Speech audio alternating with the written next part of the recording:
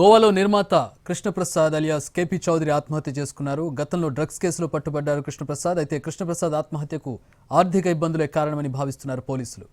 Varalakshmi tiffin centre drugs కేసులోనూ నిందితుడిగా ఉన్నారు కృష్ణప్రసాద్. ఇతను కబాలి సినిమాకు తెలుగు ప్రొడ్యూసర్.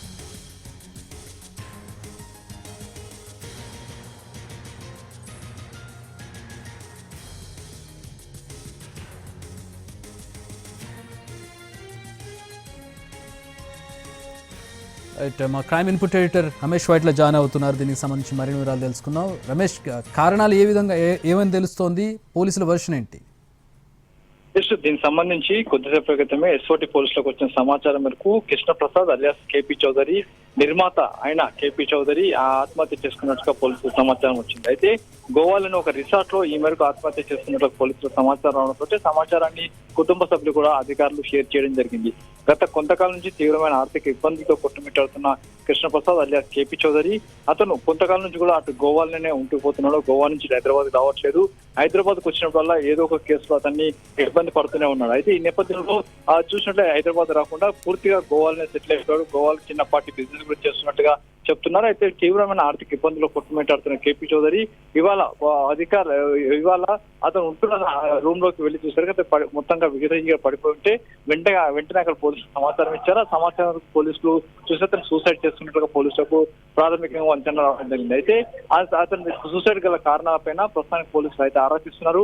గతంలో వరలక్ష్మి టిఫిన్ సెంటర్ సంబంధించిన డ్రగ్స్ కేసులో కూడా అతను నిందితుడిగా ఉన్నాడు.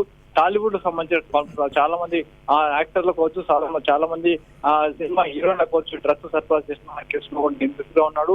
వరలక్ష్మి డ్రగ్స్ కేసు వచ్చిన అతను కీలక పాత్ర పోషించారని చెప్తున్నాడు. అయితే దీనికి సంబంధించి ఇప్పటికీ డ్రగ్స్ కేసులో గతంలో నార్సింగ్ పోలీసులు అరెస్ట్ చేశారు. అతను చాలా కాలం పాటు అటు జైల్లో ఉండడం జరిగింది. తర్వాత బయటకు వచ్చిన తర్వాత వరలక్ష్మి టిఫిన్ సెంటర్ కేసులో కూడా అతను కూడా డ్రగ్స్ లో ఏ కేసులో ఇరుక్కున్నాడు. ఆ తర్వాత చాలా మంది సినీ ప్రొడ్యూసర్లు, నిర్మాతలు కావచ్చు, సినిమా సంబంధించిన యాక్టర్లు కావచ్చు, సినిమా సంబంధించిన హీరోయిన్లు కావచ్చు, వాళ్ళకు కూడా చిన్నపాటి సినిమా టీవీ యాక్టర్లకు కూడా చాలా మందికి డ్రగ్స్ సరఫరా చేసిన కేసులు అతని మీద ఉన్నాయి. అయితే దీనికి సంబంధించి ప్రస్తుతానికి కూడా పోలీసులు అతన్ని రావడం తర్వాత అతను ప్రస్తుతానికి కోర్టులోకి తిరుగుతున్న నేపథ్యంలో ఇక్కడ నుంచి నేరుగా మకాన్ మొత్తం కూడా అటు గోవాకి షిఫ్ట్ చేయడం జరిగింది. ప్రస్తుతానికి గోవాలో ఉండిపోతున్నాడు. అయితే ఆర్థిక ఇబ్బందుల నేపథ్యంలోనే సూసైడ్ చేసుకున్నట్టుగా పోలీసులు అయితే ఇప్పుడు చెప్తున్నారు. దీనికి సంబంధించి పోలీసులు పూర్తి సమాచారం రావాల్సింది, వచ్చిన అన్ని వివరాలు లేటిస్తామని చెప్తున్నారు.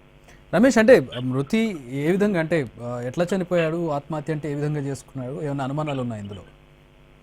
దీనికి అనుమానం లేదు. కేవలం అక్కడ గోవా నుంచి పోలీసులకు ఇక్కడ స్థానిక పోలీసులకు సమాచారం వచ్చింది. ఒక వ్యక్తి అంటే KP Chowdary Krishnaprasad alias Krishnaprasad KP Chowdary అనే వ్యక్తి ఇక్కడ మా దగ్గర చనిపోయి ఉన్నాడు, అతను ఆత్మహత్య చేసుకున్నాడు అన్న విషయాన్ని మాత్రం ఇక్కడ లోకల్ పోలీసులకు సమాచారం వచ్చింది. ఆ మేరకు సమాచారం తప్పించి ఇంకా సమాచారం పూర్తి వివరాలు ఇంకా వెల్లడించలేదు.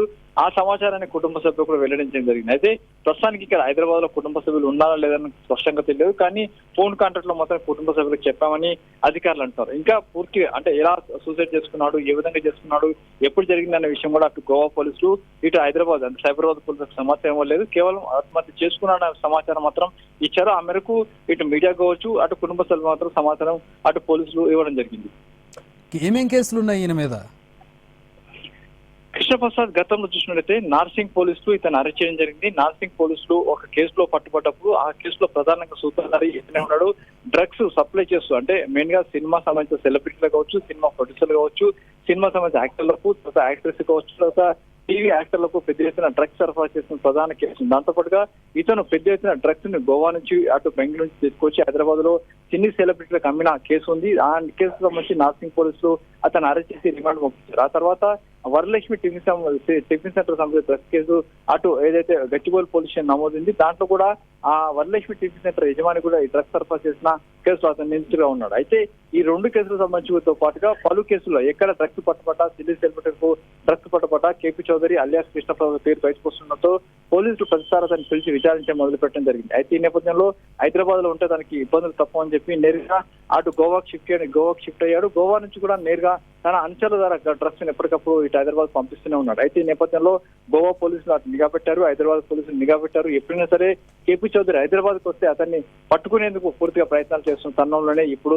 తాజాగా ఈ సమాచారం రావడం జరిగింది. దీనికి సంబంధించి ఇంకా విచారణ చేస్తున్నామని చెప్పి కూడా అధికారులు అంటున్నారు. All right, thanks for the updates Ramesh.